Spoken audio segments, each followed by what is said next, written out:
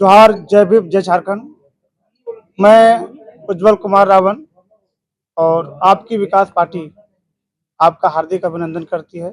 Media बंधुओं को, electronic media हो, प्रिंट मीडिया हो या सोशल मीडिया हो, सभी को मेरे ओर से जय भीम, जय जोहार। आज देखिए, मैं एक नई जिम्मेदारी के साथ, आज तक तो मैं समाज का कार्य कर रहा था, दबे कुचले को आवाज को उठा रहा था, चाहे किसी भी परिस्थिति हो, शासन प्रशासन से लड़ने की हो, मतलब खुल करके मैंने आवाज को बुलंद किया। अब साहिब काशीराम कहे थे कि राजनीति वो मास्टर चाबी है जहाँ से सारे बंद दरवाजे को खोला जा सकता है। इसलिए आज हम लोग से राजनीति शुरुआत की है और मैं 1 से नहीं, मैं 0 से स्टार्ट कर रहा हूँ। 0 से स्टार्ट करने का मतलब कभी व्यक्ति हारता नहीं है। और एक कहावत है कि चलता हुआ आदमी और दौड़ता हुआ घोड़ा कभी बुढ़ा नहीं होता, कभी थकता नहीं। तो भाई, हम लोग जो अपनी विकास पार्टी बनाई है, दिखने में तो नहीं लग रही है, लेकिन ऐसे ऐसे लोग हमारी पार्टी में आ रहे हैं, दिखने में तो छोटा, लेकिन धमाका बहुत बड़ा होगा इस बार झारखंड में। देखिए, झारखंड में हुआ कि पूरे भारत देश में सामंतवादियों का राज हुआ क्या है एक्चुअल में, गजब का शोषण, राजनीति में ये बिजनेस कर रहे हैं। और जब जब अत्याचार शोषण हुआ है, तब भगत सिंह के जैसे लोग पैदा हुए हैं झारखंड के अंदर, या तो पूरे देश के अंदर ऐसे ऐसे क्रांतिकारी लोग पैदा हुए हैं। वैसे में हम लोग इस शोषण से लड़ते हुए आज मुझे नई जिम्मेवारी मिली है आपकी विकास पार्टी में। ये समझिए कि मेरा घर है और अपने घर को समझ सकते हैं कैसे बनाना है। इसको मैं बहुत बेहतर ढंग से, जिस तरह से मुझे उम्मीद किया है, उससे कहीं बेहतर करके दिखाऊंगा। और मैं चाहूंगा कि इस प्रदेश के अंदर 24 जिला है, 81 विधानसभा है। हम चाहेंगे कि इसी बार हमारा पार्टी दमदार तरीके से लड़े और जीत दर्ज करे। रह गई बात कि पहले जो सत्ता में है, यह तो वादा बहुत बड़े बड़े करते, अभी देखे होंगे कि 5 साल सिस्टम में रहे, सरकार में रहे, इसको मैया योजना को कभी नजर नहीं आए। लेकिन अब 1 महीना बचा है तो मैया योजना ला रहा है, मतलब कि जो भाजपा के एजेंडा पर यह भी चल दी, जो अपने आप को कहते हैं कि आदिवासियों की सरकार है, दलितों, गरीबों, मजलूमों की सरकार है, लेकिन चल रहे किसकी ओर? वही बीजेपी के रास्ते पर चल करके ठगने का काम किया है। अब समझिए ना, झारखंड में क्या नहीं है, इतना खनिज संपदा भरा हुआ है, जल, जंगल, जमीन, यहाँ से बिजली पैदा होता बांग्लादेश जा रहा है। यहाँ का बालू जो गरीबों को फ्री में मिलना चाहिए, वो बालू जाके दूसरे स्टेट में जा रहा है। समझिए क्या है। जनता कैसे यकीन करे कि जैसे और पार्टी वादा खिलाफी करती है आप नहीं करेंगे?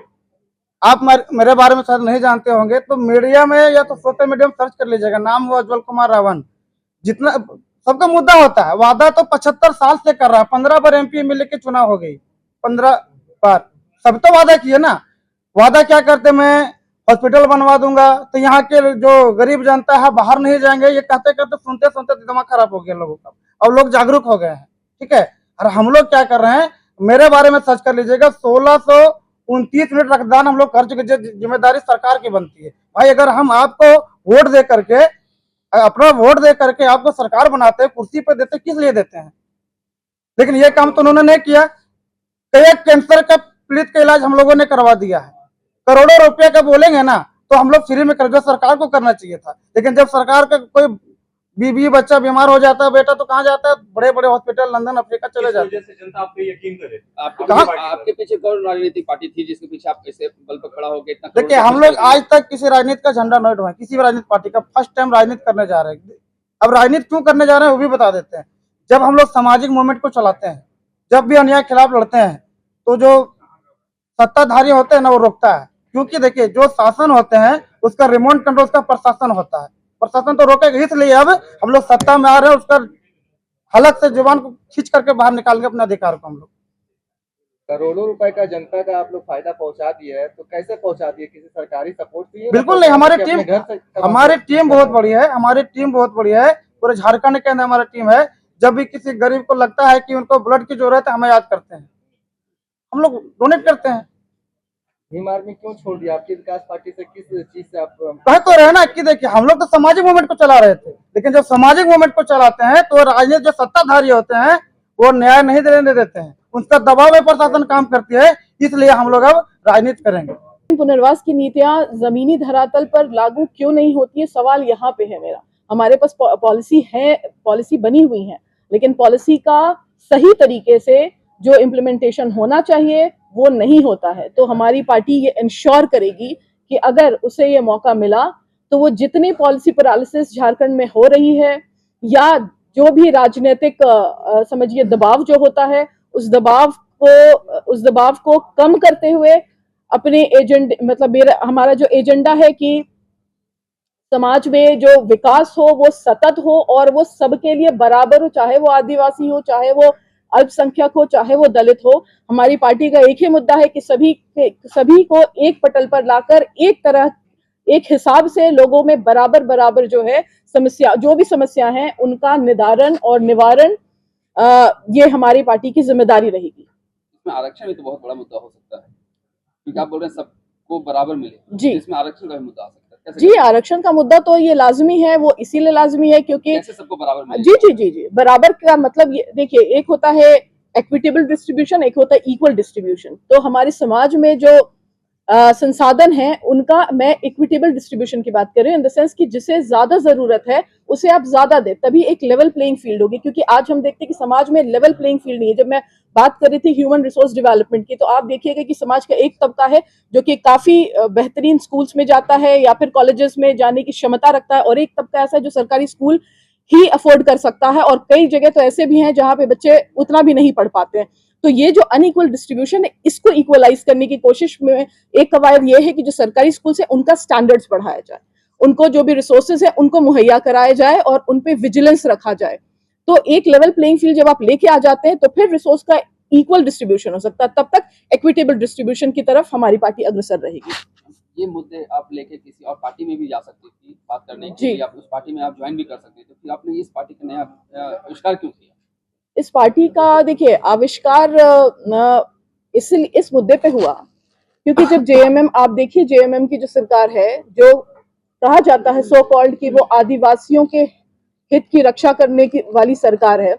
जब मैंने अभी जब मैं स्पीच अपना जो वक्तव्य है वो बयान कर रही थी, तो मैंने बताया कि मैंने खुद आदिवासियों के ट्राइबल एरियाज में जैसे ईचागढ़ या और चांडिल, ये दो एरियाज में मैंने खुद अपना रिसर्च वर्क किया है डिस्प्लेसमेंट के ऊपर। तो मैंने आदिवासियों की दयनीय स्थिति खुद आंखों देखी मैंने बात की है, वैसी बातें मैंने की है जो मैंने खुद महसूस किया है, देखा है। तो ये आदिवासियों की सरकार है नहीं। अगर मैं जेएमएम में ज्वाइन करती भी हूँ, मेरे पास क्या वेयर विदॉल रहेगा या मुझे क्या फ्रीडम मिलेगी कि मैं उन आदिवासियों की वो समस्या जो मैंने खुद देखी है उसको सॉल्व करूँ। नंबर 2, जो मॉब लिंचिंग की घटना है, खुद सरकार का ये आंकड़ा है 46, 2017 से 2022 तक 46 मॉब लिंचिंग की घटनाएं हुई हैं। मॉब लिंचिंग की घटनाएं होने के बाद जब बिल आता है सदन में, बिल पास नहीं हो पाता है। बिल क्यों नहीं पास हो पाता है? नंबर 1, मतलब कि आप इस समस्या को लेकर गंभीर नहीं है। समाज में इस तरह की जो अन्याय, सामाजिक अन्याय जो हो रहा है, इसके बारे में न जेएमएम के पास कोई आंसर है, ना बीजेपी के पास कोई आंसर है। जब आपकी विकास पार्टी से मैंने संपर्क किया तो मुझे ये इनका विजन और मिशन जब ये दिखा कि ये बात करती है आदिवासियों की, ये बात करती है अल्पसंख्यकों की, ये बात करती है उन पिछड़े तबकों की जिसे समाज में वंचित कर दिया गया है, जिसे समाज में आवाज नहीं है, तो ये पार्टी उन जो समझिए कि बेआवाज लोग हैं उनकी आवाज बनने का काम करेगी। इसीलिए मैं इस पार्टी के साथ हूँ। विस्तार का सेंस, अर्थात मैं जो आप पूछ रहे हैं उसका सेंस मैं यही समझ रही हूँ कि आपके जो कार्यकर्ता है वो किस किस लेवल पे काम करेंगे और कब से काम करना शुरू करेंगे। जी राइट, अगर मैं ऐसा समझ रही हूँ तो। साथ में ये भी है जी कि कार्यकर्ता का डिस्ट्रीब्यूशन हर जिले में हो चुका है आपके? नहीं, अभी चूंकि मैंने अभी बताया कि अभी पार्टी लॉन्च हुए जस्ट 1 महीना हुआ है, तो अभी हमें बहुत सारे काम करने हैं और उसमें पहला काम यही है कि हमें काम का डिस्ट्रीब्यूशन रिस्पॉन्सिबिलिटी जो है वो लोगों में बांटनी है और लोगों को डिसिप्लिन करना है। ये हमारी पार्टी का सबसे पहला ऑब्जेक्टिव है कि सबको अपनी जिम्मेदारी बांटना और जिस क्षेत्र में जिसकी जो हैसियत है, जिसकी जो अंडरस्टैंडिंग है, जिसकी जो कैपेसिटी है, जो क्षमता है, उसके क्षमता के हिसाब से उसको कार्यभार देना। अपने वक्तव्य के दौरान आपने एक बात कही थी कि जी 81 विधानसभा जी से आप अपने प्रत्याशी खड़ी कर जी जी कैसे होगा संभव? जी संभव क्यों नहीं है। हमारी जो बातें हैं वो 1 महीने से ये बातें चल रही हैं कि जिसने अपने अपने क्षेत्र में जिस भी तरीके के, चाहे सामाजिक या आर्थिक लेवल पे, जिस भी लेवल पे जिसने कुछ तो काम किया है, लोगों की समस्याओं से जो अवगत है, वैसे हमारी पार्टी में ऐसे बहुत सारे लोग हैं जिन्हें हम पार्टी का एक चेहरा के तौर पर खड़े कर सकते हैं और उन पे अपनी दावेदारी लगा सकते हैं।